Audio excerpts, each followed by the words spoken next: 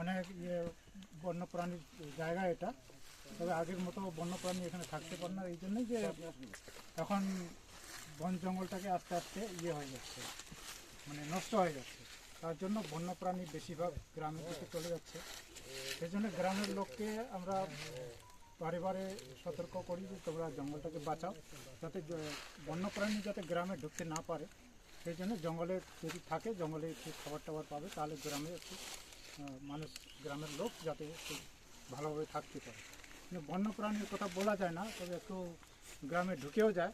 তার জন্য ফরেস্ট প্রশাসন সবাই আমরা একটু হেল্প করি।